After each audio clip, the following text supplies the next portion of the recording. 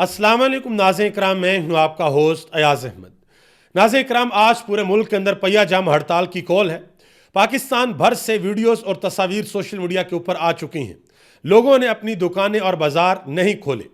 कुछ बाजार तो ऐसे हैं जिनके बारे में नून लीग की क़यादत ने यह चैलेंज किया था कि ये बाजार खुले रहेंगे, ये बाजार बंद नहीं होंगे, लेकिन लोगों ने उस चैलेंज को कबूल किया और बाजारों को बंद रखा।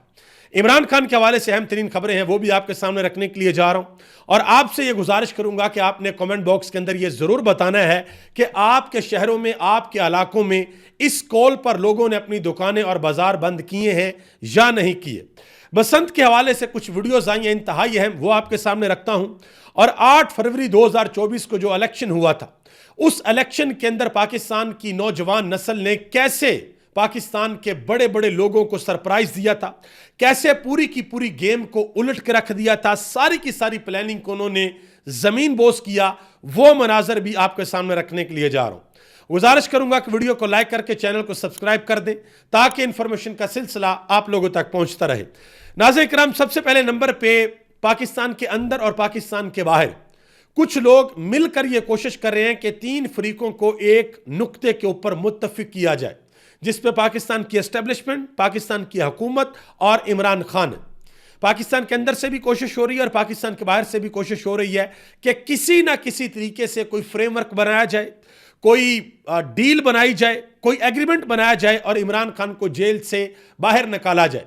क्योंकि अब तो लोगों ने खुलेआम यह कहना शुरू कर दिया है कि जब तक इमरान खान जेल के अंदर है, किसी भी सूरत पाकिस्तान के अंदर सियासी इस्तेहकाम नहीं आ सकता। अब देख लेना कि इमरान खान की हुकूमत को गए हुए कितनी देर हो गई है। आज से ठीक 2 महीनों बाद ये जो सेटअप इस वक्त चल रहा है, इनको आए हुए 4 साल मुकम्मल हो जाएंगे, यानी कि इमरान खान को गए हुए 4 साल पूरे हो जाएंगे। इन 4 सालों के अंदर हमने PDM 1 को देखा, निगरान हुकूमत को देखा और फिर ये PDM 2 है जो ये दावा करके आई थी कि इमरान खान ने पाकिस्तान का सत्यानाश कर दिया है। इमरान खान की हुकूमत रहती तो पाकिस्तान ने डिफॉल्ट कर जाना था। इमरान खान ने पाकिस्तान का छोड़ा कुछ नहीं है। और फिर देखे कैसे कैसे नज़ारे हमने देखे। पेट्रोल जो 150 रुपए का महंगा लगता था पाकिस्तान के बड़े बड़े दानश्वरों को, इतने इतने लंबे माइक लेके अवाम के मुंह में घुस जाते थे। बताओ जी किधर है तब्दीली। महंगाई मकाओ मार्च होते थे जी, बहुत महंगाई है। और फिर बाद में जो हुआ वो पाकिस्तान की एक तारीख है। फिर सारे के सारे मामला आपके सामने हैं। तो अब यह कोशिश हो रही है कि किसी ना किसी तरीके से इमरान खान को जेल से बाहर निकाला जाए, पाकिस्तान के अंदर सियासी इस्तेहकाम आए और बाहर की दुनिया को जो इन्वेस्टर्स हैं उनको इस बात के ऊपर कायल किया जा सके कि जी पाकिस्तान के अंदर पॉलिटिकल इस्तेहकाम आ गया है, लिहाजा अब आप पाकिस्तान के अंदर इन्वेस्ट कर सकते हैं। क्योंकि सबसे बड़ा जो मसला है जो इस वक्त हुकूमत के लिए एक पेन एरिया है, वो यही है कि बाहर से इन्वेस्टमेंट हमारे पास नहीं आ रही, हमारी बरामदात भी नहीं बढ़ रही और जो हमारी दरामदात हैं, जो हम डॉलर्स दे के बाहर से चीज़ें खरीदते हैं, वो हर गुजरते दिन के साथ बढ़ रही हैं। किसानों का हाल आपके सामने है, बाकी जो इंडस्ट्री बंद हो रही है वो भी आपके सामने है, जो बिजनेसमैन, जो ताजर लोग हैं उनके क्या हालात हैं वो भी आपके सामने है। तो ये सारी की सारी सूरत हाल है। नजम सेठी ने इसके ऊपर गुफ्तगू की है, मुनीफ फरूक ने भी इसके ऊपर गुफ्तगू की है। आप अंदाजा लगा लें, नजम सेठी ने तो यहां तक कह दिया कि भाई इमरान खान से जेल के अंदर यह बातचीत हो रही है और इमरान खान से कहा जा रहा है, मनाने की कोशिश हो रही है कि हाथ जरा थोड़ा सा होला रखना, आपने नरमी करनी है। यानी कि जब इमरान खान बाहर आए तो कुछ चीज़ें ऐसी हैं, लोगों को डर और खौफ है कि इमरान खान बाहर आकर बदला लेंगे, इमरान खान ये भी कर देंगे वो भी कर देंगे। तो वो इमरान खान से गुजारिश की जा रही है कि ये आपने नहीं करना, इस तरफ आपने नहीं जाना। बहरहाल इस हवाले से तो एक बहुत बड़ी ऑफर जो है वो महमूद खान अचकज़ई भी दे चुके हैं। उन्होंने ये कह रखा है कि भाई एक सेट ऑफ रूल्स बना ले, एक पेपर के ऊपर लिख दें, सादा कागज के ऊपर, के पाकिस्तान को कैसे चलाना है, पाकिस्तान की सियासत को कैसे चलाना है, और सारी पार्टियां उसके ऊपर दस्तखत कर दें। और महमूद खान अचकज़ई ने यह कह रखा है कि इमरान खान की जिम्मेदारी मैं लेता हूं, मैं जाऊंगा जेल के अंदर और मैं इमरान खान से दस्तखत लूंगा। और आप यकीन करें कि यह पाकिस्तान के निज़ाम के लिए, पाकिस्तान की हुकूमत के लिए, सिस्टम के लिए बहुत बड़ा मौका है कि महमूद खान अचकज़ई ये जिम्मेदारी उठाने को तैयार है। इससे दोनों को सेफ रास्ता मिलेगा, हुकूमत और एस्टेब्लिशमेंट को भी सेफ रास्ता मिल जाएगा, इनकी भी इज्जत बच जाएगी और इमरान खान को भी सेफ रास्ता मिलेगा। इमरान खान को वैसे सेफ रास्ता चाहिए नहीं, जो उसकी मकबूलियत है वो अंदर डट के बैठा हुआ, वो कहता है कि भाई मुझे किसी किस्म का कोई मसला नहीं है। लेकिन फिर भी जाकर आप इमरान खान से प्यार से बात करेंगे ना कि इस मुल्क की खातर आप थोड़ा सा ये बातें मान लें तो शायद इमरान खान मान जाए महमूद खान अचकजई के कहने पर, वरना वो डील के लिए तैयार नहीं है। डील उसने करनी होती तो वो 3 साल जेल के अंदर ना रहता। उसकी हुकूमत गिर गई थी, वो उसी वक्त डील कर लेता, उसी वक्त वो असेंबली के अंदर साजबाज कर लेता, लेकिन उसने नहीं की क्योंकि हुकूमत उसको अजीज नहीं थी। उसने तो अपनी 2 हुकूमतें कुर्बान कर दी, केपी की और पंजाब की, कि भाई मुझे ये हुकूमतें नहीं चाहिए, मुझे असूल और जो मेरी चीज़ें हैं जिनके ऊपर मैं कॉम्प्रोमाइज़ नहीं कर सकता, मुझे वो चाहिए। मुझे इस मुल्क के अंदर करप्शन नहीं चाहिए, मुझे इस मुल्क के अंदर 2 नंबरी नहीं चाहिए। ये चीज़ें हैं जिनके ऊपर इमरान खान पीछे हटने को तैयार नहीं है। मोहम्मद मालिक ने एक बड़ी अहम बात की। उन्होंने कहा कि इमरान खान बेपनाह पॉपुलर है, अगर धांधली ना होती और तो फिर इमरान खान की हुकूमत बननी थी। उन्होंने कहा कि जिस दिन इमरान खान जेल से बाहर कदम रखेगा उसी दिन मौजूदा सेटअप और एस्टेब्लिशमेंट से सारी की सारी चीज़ें संभालना मुश्किल ही नहीं बल्कि नामुमकिन हो जाएगा। ये उन्होंने बात की है। आगे आ जाएं जी। पाकिस्तान के अंदर एक अफसोसनाक साना हुआ इस्लामाबाद में। आपको पता कि बहुत से पाकिस्तानी उसमें शहीद हो गए। उस हवाले से अमेरिका ने पाकिस्तान से मुतल्लिक एक नया सिक्योरिटी अलर्ट जारी कर दिया है और पाकिस्तान में हमारी जो हुकूमत है उनके जो बयानात हैं वो बड़े मुतजाद हैं। मिसाल के तौर पर जनाब मोहतरम इज़्ज़त माब मोहसिन नकवी साहब कहते हैं कि इस्लामाबाद जो के अंदर जो धमाका हुआ इसके ताने बाने अफगानिस्तान से मिलते हैं। ख्वाजा आसफ साहब कहते हैं कि ताने बाने हिंदुस्तान से मिलते हैं। और अता तारड़ साहब ने तो गेम ही मुका दी, कहानी मुका दी। उन्होंने कहा जी इसकी जिम्मेदार पीटीआई है। ठीक है जी। अब इस हवाले से लोगों ने बड़े सख्त सवाल पूछे हैं। ये सोशल मीडिया के ऊपर एक सारफ ने लिखा, उन्होंने कहा जी खैबर पख्तूनख्वा का वजीर आला अडयाला के गेट तक नहीं पहुंच सकता, उसको इजाजत नहीं है कि अडयाला के गेट तक पहुंच सके, लेकिन जो खुदकुश हमला है वो अफगानिस्तान से चलकर बारूद समेत इस्लामाबाद पहुंच गया, वो भी अपना शिनाख्ती कार्ड जेब के अंदर रख के वो पहुंच जाता है। और इस ट्वीट के ऊपर शानदाना गुलजार जो कि तहरीक इंसाफ की खतून रहनुमा है वो कहती हैं कि $1 मिलियन ट्वीट कि ये $1 मिलियन ट्वीट है। ये सवाल है, इस सवाल का जवाब इस हुकूमत को देना चाहिए कि जब लोग आते हैं बाद में सब कुछ पता चल जाता है जी बंदा वहां का था, वो ट्रेनिंग लेने के लिए वहां पर गया था, वो वहां से गुजर कर आया था, तो भाई रोका क्यों नहीं जाता, लोग पहुंच क्यों जाते हैं और इस तरह के सानहे क्यों होते हैं, पाकिस्तानियों की जानें क्यों जाती हैं, ये इंपॉर्टेंट सवाल है। इसका जवाब हुकूमत के पास नहीं होता। अब आगे आ जाएं जी। कुछ इंतहाई इंटरेस्टिंग चीज़ें हैं जो मैं आपके सामने रखने के लिए जा रहा हूँ। इंटरेस्टिंग इस सेंस में है कि ये सबूत है जो कि मौजूद है और हमेशा मौजूद रहेंगे। वैसे पाकिस्तानियों के साथ जुल्म किया गया था। सबसे पहले नंबर पे ये एक्सप्रेस न्यूज़ का एक स्क्रीनशॉट आप देख लें जिसमें 8 फरवरी 2024 के इलेक्शन के नंबर्स हैं। ये वो इलेक्शन है जिसके हवाले से ये दावा किया गया था कि जो हू का आलम होगा, कोई बाहर नहीं निकलेगा। बड़े बड़े पाकिस्तान के दानश्वर जिनको ये लगता था कि जी इलेक्शन इमरान खान नहीं जीत सकेगा क्योंकि इमरान खान की हुकूमत गिर गई, ये तितर बितर हो गए, पार्टी का निशान इनके पास नहीं है, लिहाजा ये पतंग के ऊपर, लैपटॉप के ऊपर, माइक के ऊपर, चिमटे के ऊपर, तख्ती के ऊपर, मोर के ऊपर, पता नहीं कौन कौन से निशानात थे, ये तो लोगों से ढूंढे ही नहीं जाएंगे, तो ये तो नहीं जीत सकेंगे। लेकिन उस दिन जो पाकिस्तान के नौजवानों ने किया वो पाकिस्तान की तारीख में आज तक नहीं किया। हो सकता है दोबारा ये तारीख रिपीट हो जाए, लेकिन उससे पहले पाकिस्तान के नौजवानों ने कभी ये नहीं किया था। उन्होंने बेपनाह निशानात के ऊपर ठप्पे लगाकर पाकिस्तान का जो सिस्टम था, पाकिस्तान का जो वो सारे का सारा निज़ाम था जिसके तहत इमरान खान को हराने की कोशिश की गई, उसको ऊंधे मुंह उन्होंने गिरा दिया था जमीन। ये आप देख लें, जो इंडिपेंडेंट थे उनकी सीटें थी 125, JUI 4, MQM 9, पीपल्स पार्टी 28 और पाकिस्तान मुस्लिम लीग नून 44, जिनको बाकायदा तौर पर ताकत का टिकट लगे थे। लेवल प्लेइंग फील्ड इनको दी गई थी और इनके मुखालफ को तकरीबन दीवार में चुन दिया गया था। लेकिन फिर अवाम ने जो हाल किया वो आपके सामने। एक हमारे नौजवान साफी हमारे भाई हैं फ़हीम अख्तर मलक, उनकी वीडियो आज भी मौजूद है जो उन्होंने साकिब बशीर साहब के साथ बैठ कर बनाई थी। उन्होंने कहा था कि 8 फरवरी 2024 को मैं खुद कंट्रोल रूम के अंदर मौजूद था, फॉर्म 45 आ रहे थे, आज़ाद उम्मीदवार 150 प्लस सीटों पर जीत रहे थे। रात 11 बजे सिकंदर सुल्तान राजा पसीने में शराबूर अचानक गायब हो गए। जब लौटे तो फॉर्म 47 इलेक्शन कमीशन से नहीं बल्कि किसी और अदारे के बीट रिपोर्टर से आने लगे। उन्होंने कहा कि मैं तब ही समझ गया था कि गेम सारी की सारी पलट चुकी है। और फिर वो रावलपिंडी के कमिश्नर लियाकत अली चट्ठा भी याद है ना आपको, जिन्होंने बाकायदा तौर पर प्रेस कॉन्फ्रेंस कर दी थी। उन्होंने कहा था जी हज़ारों 70-70, 80-80 हज़ार की लीड से जीते हुए लोगों को हमने हरवा दिया है। उन्होंने कहा कि मैं इतना डिप्रेशन के अंदर चला गया कि मैं तो खुदकुशी करने लगा था, लेकिन फिर मैंने सोचा कि मैं हराम मौत क्यों मरूं, मैं सब कुछ बेनकाब करूंगा। उसने बेनकाब किया और आज तक फिर वो कभी सामने नहीं आया।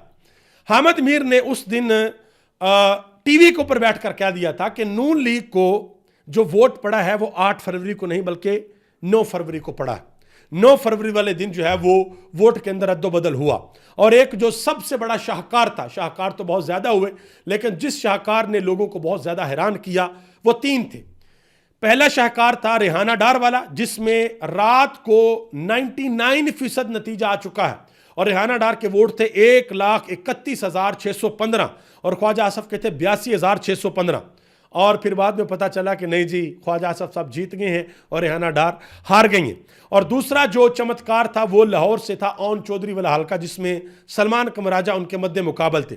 आप हैरान होंगे कि नून लीग के कायदे मोहतरम नवाज शरीफ से भी ज्यादा वोट ओन चौधरी को लाहौर के अंदर पड़ गया था। कैन यू इमेजिन, ये हो गया था। और नवाज शरीफ फिर जो तीसरा था वो नवाज शरीफ वाला था कि चमत्कार के डॉक्टर यास्मीन राशिद वाला हल्का हार गए। तहज्जुद के वक्त सुबह सादक आरओ तब्दील किया गया, फॉर्म 47 जारी हुआ और उधर से वो जो दूसरा हल्का था केपी वाला वो भी वो हार गए। मेरा ख्याल मंसेर वाला हल्का था वो भी नवाज शरीफ साहब हार गए। अब जरा आ जाएं जी, ये सारी की सारी सूरत हाल थी 8 फरवरी 2024 के इलेक्शन में, जो सारी मैंने आपके सामने रखी है। और आज तक जो लिखर पढ़त की गई फॉर्म 47 के 1 को 9 बनाया गया, 7 को 9 बनाया गया, 10 के आगे सिफर लगा के 100 बनाया गया, कुछ जगहों पे 100 के आगे सिफर लगा के 1000 बनाया गया, 7 को 8 बनाया गया, पता नहीं क्या क्या किया गया, आज तक वो संभाला नहीं जा सका। और ये आप लोगों की ताकत थी, ये आप लोगों की ताकत थी कि आप लोगों ने डब्बे फाड़े हैं, इतने ज्यादा वोट आप लोगों ने डाले कि फिर वो संभाले नहीं गए। ये ताकत आम बंदे की होती है जिसके पास वोट की ताकत है कि जब वो बाहर निकलता है तो फिर कोई भी तदबीर काम नहीं आती। आगे आ जाए जी, आज जो पहिया जाम और शटर डाउन हड़ताल चल रही है उस हवाले से अभी तक की हड़ताल कितनी की कामयाब है, कहां कहां पर चीज़ें खुली हैं, बाजार खुले हैं, कहां कहां पर बंद हैं, वो मैं आपके सामने रखने के लिए जा रहा हूं। खसूसी तौर पर लाहौर के मनाजर, पेशावर के मनाजर, खैबर पख्तूनख्वा के, कराची के, स्कर्दू के, गिलगित बल्तिस्तान के सारे मनाजर आपके सामने रखता हूं। ये BBC उर्दू की खबर है, आप देख लें। कोयटा समेत बलूचिस्तान के कई शहरों में शटर डाउन और पहिया जाम हड़ताल, ठीक है जी। उसके बाद BBC उर्दू ने ही खबर लगाई है कि रावलपिंडी में दफा 144 के नफाज में तुसी मेट्रो बस सर्विस रावलपिंडी के अंदर बंद। फहीम अख्तर मलक साहब ने एक ट्वीट किया जिसमें वो कहते हैं कि मरी रोड समेत पूरे पिंडी शहर में 3200 पुलिस एहलकार तैनात हैं और कहा जा रहा है कि हालात मामूल के ऊपर हैं। मजीद उन्होंने एक वीडियो भी लगाई। उन्होंने कहा कि पिंडी पुलिस का शहर भर में फ्लैग पास जारी है, जहां जहां से फ्लैग पास गुजर रहा है वहां वहां पर पहिया जाम नजर आ रहा है। इसके अलावा जी और भी मुल्क भर से जो वीडियोस हैं वो नजर आ रही हैं। एक हमारे भाई हैं, नौजवान साफ़ी हैं, आगा शेख सरवर, उन्होंने ट्वीट किया और उन्होंने बाकायदा तौर पर लाहौर की वीडियो जारी की नवाज शरीफ के हल्के की। उन्होंने बताया कि यहाँ पर लोगों ने दुकानें जो हैं वो बंद कर रखी हैं। हालांकि लाहौर ये आपको पता है कि एतवार वाले दिन नाश्ते के लिए बाहर निकलते हैं, लेकिन दुकानें बंद हैं। इसके अलावा पेशावर के अंदर एक चैलेंज किया गया, एक मार्केट थी, इख्तियार वली साहब ने यह चैलेंज किया था कि पेशावर के अंदर जो कारखानों मार्केट है वो ज़रा बंद करके दिखाएं, वो लोग बंद नहीं करेंगे। तो ये देख लें जी, उसके मनाजर भी हैं। ये पेशावर कारखानों मार्केट जो है वो भी लोगों ने बंद कर रखी है। इसके अलावा शाहद खटक साहब ने ट्वीट किया मार्केटें बंद हैं और उन्होंने ऊपर लिखा बंद मतलब बंद। ये बेसिकली ये जो फिक्र है ना, बंद मतलब बंद, ये वो आपको याद होगा कि आज़ाद कश्मीर के अंदर अवामी एक्शन कमेटी ने जब एहतजाज किया था तो उन्होंने ये नारा लगाया था कि बंद मतलब बंद, कि हर चीज़ बंद। तो वो उन्होंने बात जो है यहाँ पर दोहराई है। आगा शेख सरवर ने बाकायदा तौर पर वीडियो बनाई और वीडियो बनाकर जारी किया, बताया है कि इस तरीके से जो लाहौरी हैं उन्होंने इस एहतजाज के ऊपर, इस कॉल के ऊपर रिस्पॉन्ड किया। बहुत से लोग सोशल मीडिया के ऊपर ये भी वीडियोस जारी कर रहे हैं। इवन के KPK के इलाके हैं कि वहाँ पर बाजार खुले। एक इलाका है, मेरा ख्याल है कि बिरसा गौहर अली खान का इलाका है या शायद किसी और जगह कोई और हल्का है, वहाँ की बाकायदा तौर पर वीडियो आई है कि वो खुला है, लोगों ने वहाँ पर इस कॉल के ऊपर ध्यान नहीं दिया, ठीक है जी। और कराची के अंदर वहाँ की वीडियोज़ है, वहाँ पर लोगों ने दुकानें बंद की हैं। और लाहौर के अंदर और कराची के अंदर ये भी इतलात आई हैं कि पुलिस जो है वो जाकर बाकायदा तौर पर कह रही है कि भाई आप जो है वो दुकानें खोलें, आप लोगों ने दुकानें क्यों बंद की हुई हैं। तो ये सारी की सारी सूरत हाल है। अब ये पहला फेज़ है एहतजाज का। दूसरा फेज ये है कि जैसे ही रात होगी तो उस वक्त पाकिस्तान भर में मुख्तलिफ हल्कों के अंदर पाकिस्तान तहरीक-ए-इंसाफ की जो क़यादत है वो बाहर निकलेगी और बाहर निकलकर वो रैलियां निकालेंगी। अब सबसे बड़ा इम्तिहान होगा पंजाब के अंदर कि पंजाब की क़यादत बाहर निकलती या नहीं निकलती। KPK के अंदर तो लोग बाहर निकलेंगे, बहुत बड़ी तादाद के अंदर बाहर निकलेंगे और बाहर निकलकर वो रैलियां निकालेंगे। कराची के लोग भी निकल जाएंगे। पंजाब और स्पेशली लाहौर, पिंडी, सियालकोट, गुजरांवाला, गुजरात, इन लोगों को देखना होगा कि ये लोग बाहर निकलकर कितनी बड़ी तादाद में ये पावर शो करते हैं कि हम लोगों ने यह एहतजाज किया और कितनी बड़ी तादाद में लोग इनके साथ मौजूद हैं। आगे आ जाएं जी। बसंत जो है वो ऑलमोस्ट ख़त्म हो चुकी है। अब बसंत के हवाले से कुछ वीडियोस मेरे सामने से गुजरी हैं। मैं गुजारिश करूँगा कि बच्चे और ख़वातीन अगर उनके सामने इस तरह की कोई वीडियो चल रही है तो वो बिल्कुल भी ना देखें। मैंने जब ये वीडियो देखी, मैं, आप यकीन करें, मैं हैरान रह गया कि ये क्या हो गया। दो तरह की वीडियोस हैं। पहली वीडियो ये है कि लिबर्टी चौक पे जो बड़ा सा गुड्डा लगाया हुआ था, बाकायदा तौर पर टिकटॉकर लड़कियां, जो टिकटॉक के ऊपर जिस तरह का भी कंटेंट होता है वो आपको पता ही है, मैं आप उस डिटेल में नहीं जाना चाहता।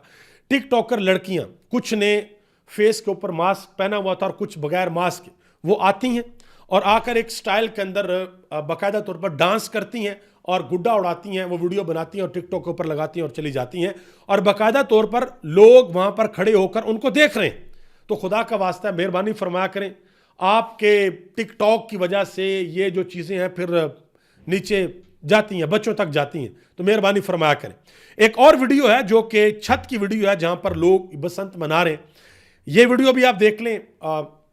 आई एम रियली सॉरी कि मुझे आपको दिखाना पड़ रहा है, सिर्फ इस वजह से कि आप देखेंगे तो आप अंडरस्टैंड कर सकेंगे कि ये किस क्लास ने, ये कौन से लोग हैं जिन्होंने छतें बुक करवाई हैं और बुक करवा कर बसंत मनाई है। मैं ये नहीं कह रहा कि सारे के सारे ऐसे लोग थे, लेकिन जिन लोगों ने ये काम किया है और ये काम करके बाकायदा तौर पर अपनी वीडियोस बना के फिर सोशल मीडिया के ऊपर डाली हैं, उनसे मेरी दस्तबस्ता गुजारिश है कि खुदा का वास्ता हमारे जो बच्चे हैं उनके ऊपर रहम करें, उनको इस तरफ आप रागब मत करें। आप त्यौहार है, बसंत मनानी है, मनाएं, बिल्कुल मनाएं, लेकिन ये जो आप जिस तरह का लिबास आप लोगों ने पहना हुआ, और ठीक आप अपने घरों में जो मर्जी करें, मुझे इससे किसी किस्म का कोई इतराज़ नहीं है, लेकिन पब्लिकली ज़रा थोड़ी सी मेहरबानी फरमाया करें, थोड़ी सी शफकत फरमाया करें, थोड़ा सा रख रखाव और लिहाज आप लोग रखा करें, ये बहुत ज़रूरी है। इसके अलावा जी, अलीमा खान के बच्चों के हवाले से बाकायदा तौर पर एक कैंपेन चली है सोशल मीडिया के ऊपर कि अलीमा खान के बच्चों ने भी बसंत मनाई है और वीडियोस आई हैं, और बड़े बड़े सीनियर साफ़ी हैं जिन्होंने वो तस्वीर लगाकर कहा जी इनको नहीं शर्म आई ये को बसंत मना रहे हैं, वो तस्वीर और वो वीडियोस पुरानी। तो मेहरबानी करके थोड़ी सी तहकीक कर लिया करें और तहकीक करने के बाद जो है वो सोशल मीडिया के ऊपर कोई पोस्ट किया करें, क्योंकि सोशल मीडिया इस्तेमाल करने जब हम करते हैं तो तब सबसे ज़्यादा जो बड़ा चैलेंज है वो यही होता है कि यार कहीं झूठ हमसे ना लिखा जाए, कहीं झूठ हम बोल ना दें। तो जो भी चीज़ आती है बाकायदा तौर पर तहकीक किया करें और तहकीक करके फिर उस चीज़ को आगे फैलाया करें, ये बड़ी इंपॉर्टेंट चीज़ है। आगे आ जाएं जी, कुछ खबरें आलमी मंजरनामे से हैं। अभी तक इतलात के मुताबिक अमेरिका ने अब तक तकरीबन 100 से ज़्यादा C-17 जो जहाज़ हैं जो असला लेकर एक जगह से दूसरी जगह पर मूव करते हैं वो उन्होंने मशरक़ वस्ता पहुँचा दिए, और इतलात हैं कि 18 जहाज़ मजीद आ रहे हैं। तो ये ईरान के खिलाफ इर्द गिर्द जो ताकत है वो अमेरिका इकट्ठी कर रहा है। ईरान के एक रुकन पार्लियामेंट है, उन्होंने एक बहुत बड़ा इंकशाफ किया है।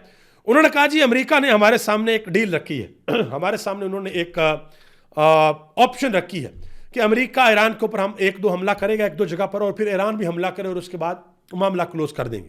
लेकिन ईरान ने आगे से ये जवाब दिया है कि अगर आप लोगों ने ज़रा सी भी हरकत की, अगर ईरान के ऊपर हमला हुआ तो फिर हम डायरेक्टली अमेरिका के अंदर जाकर हमला तो नहीं कर सकते, लेकिन हमारे इर्द गिर्द जो अमेरिकी अड्डे मौजूद हैं वहां पर हम हमला करेंगे, और कम अज़ कम 3 से लेकर 4,000 जो अमेरिकी फौजी हैं वो फिर अपनी जान से जा सकते हैं। ये हालात तो वाक़यात हो सकते हैं। जो ईरान के वज़ीर ख़ारजा हैं उन्होंने बाकायदा तौर पर कहा है, उन्होंने कहा कि हमारे ऊपर अगर हमला हुआ तो फिर हम बाकायदा तौर पर अमेरिकी अड्डों को निशाना बनाएंगे। अभी तक इतना ही। आप सबका बहुत बहुत शुक्रिया। पाकिस्तान जिंदाबाद, पाकिस्तान की आवाम पाइंदाबाद।